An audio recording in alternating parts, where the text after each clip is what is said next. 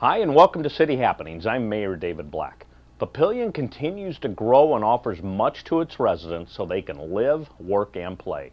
For more about Papillion, here's City Happenings. Thanks, Mayor Black.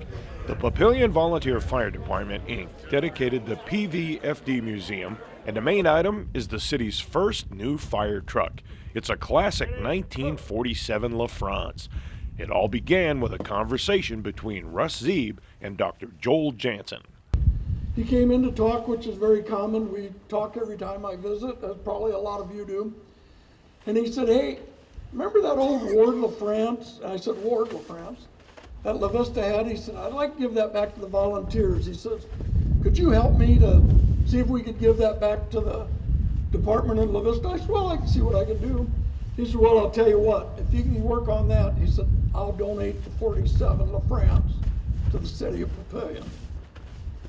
My mouth dropped farther than it was already, pried open as she was cleaning my teeth. I walked out. I think the first person I called was Dan Hoynes, and Mark Brandt said, you aren't going to believe this. We got a chance to get the 47 back. Coming to Papillion Days Parade, seeing this thing, leading it off, and it was exciting again to see it lead off this year.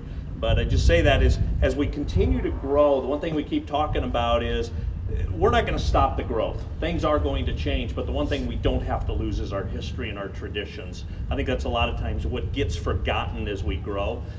So if we just hold on to the history and the rich traditions we've got while we're growing, that's going to be what's going to keep Papillion special. So I just want to really thank PVFD Inc. for the partnership that we've got. Even as things are changing, it's a great partnership. Especially thank the Jansens. What a nice thing. I still remember when Dr. Jansen came into me and handed me an envelope, and it was the donation letter for the LaFrance. And then that started a lot of the conversations, and then working with the city council, who said, absolutely, let's partner together. Because we're actually on city-owned land, but it's leased to PVFD Inc. for the museum. And then as we open up the community center and we move into the community center, the senior center will move, and this building actually then will be used by PVFD Inc. as well. So a lot of growth in keeping PVFD alive, the history and the traditions.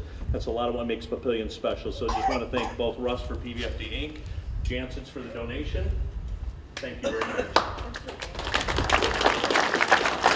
I'm honored to stand in for the congressman because he would do it himself if he weren't in Washington. And I just wanted to read this to you. Then it accompanies this particular flag. This is to certify that the accompanying flag was flown over the United States Capitol at the request of Honorable Don Bacon, Member of Congress. This flag is presented to Andrew Schmitz in recognition of the successful completion of his Eagle Scout project, the construction, outfitting, and preparing of displays for the new Papillion Volunteer Fire Department Museum. At first I thought, oh, I'm horrified. I don't give good speeches. I'm not a public speaker. But then on the other hand, I thought, you know, that's quite an honor. I get to help dedicate this museum. This is a lifetime. I love this old truck. But then I thought, well, also I thought how appropriate it was for me to be asked to do this, being that I'm the oldest volunteer's wife that's around anymore. On the second thought, maybe I should be in the museum. I'm older than the truck. This dream has become a reality. One of the reasons we are here today is to celebrate having the original 47 LaFrance back home. 1, 2, 3. Thank you. The city broke ground for the new community center in December. The city's recreation department's input to the mayor, city council, and the public is huge. Prior to all of this coming to fruition, Tim Moran, my rec superintendent, and I, along with several people from the Alley Pointer Macchiato architecture group, we traveled. We traveled to Colorado, we traveled to Minnesota, we traveled to Kansas. We talked to lots of people who were running facilities and asked them, mostly, what wouldn't you do again? You know, what's worked, but what hasn't worked, and why hasn't it? All of the information in coordination with the architectural group needed to be compiled and presented. We came back and met with council and met with other city officials and even the steering committee that we gathered, where we got input from all of those folks too. We had a lot of opportunity to kind of lay out the structure or the floor plan of what we thought we were hearing what we wanted and thought would be successful and what the Papillion residents wanted as well. Despite researching other communities, it was found that community centers are not necessarily community specific. User groups, people are all the same. You know, people are concerned about a number of things. Can I afford it? Is there something there for me? Yeah, and I mean, really, those are the kind of the two main questions. And will it be something that I utilize? And if you build what you just think I want, we're not going to build the correct facility. You know, we have to build it with a lot of different diverse ideas and thoughts in mind in order to build something that I think is successful. In their travels, the research group learned a lot. One of the biggest things that I think you'll see in this facility that we think is pretty cool is that people don't want to be in a locker room situation anymore without privacy.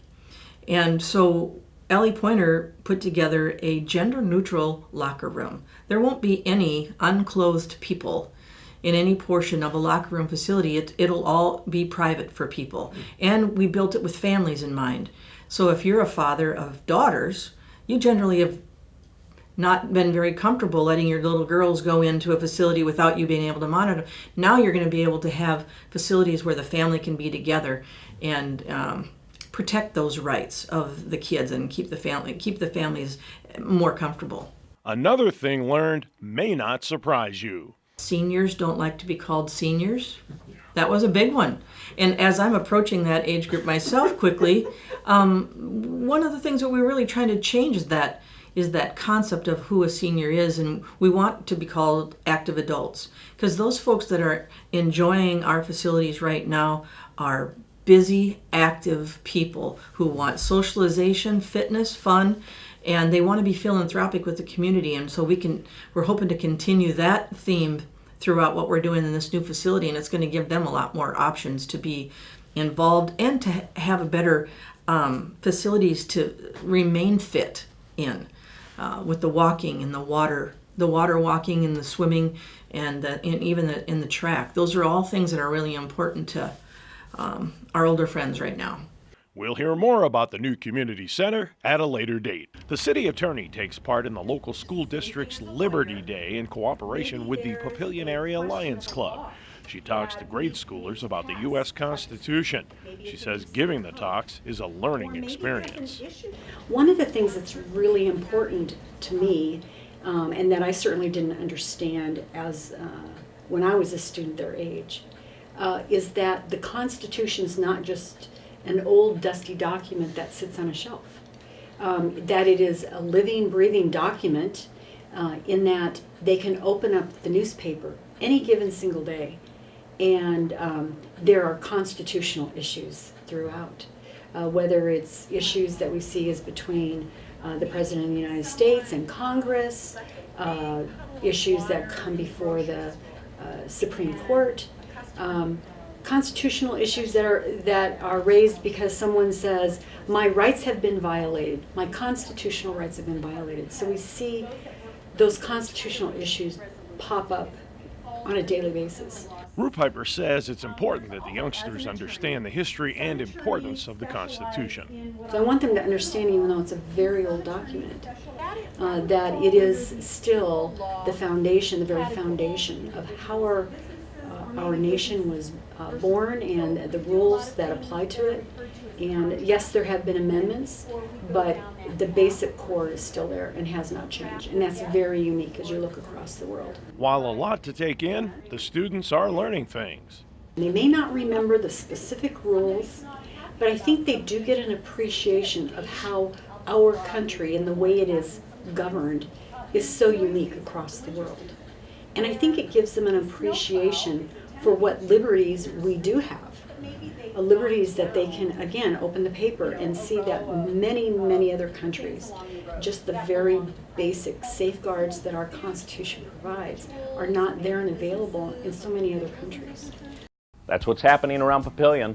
There are lots of ways to stay up to date with what's happening. You can find us on Facebook, follow the City of Papillion on Twitter, or even watch our YouTube channel. And of course, information about all of our departments and programs is available on our website, www.papillion.org. For more information, go to papillion.org or just call the Mayor's Hotline at 827-1111. Thanks for watching.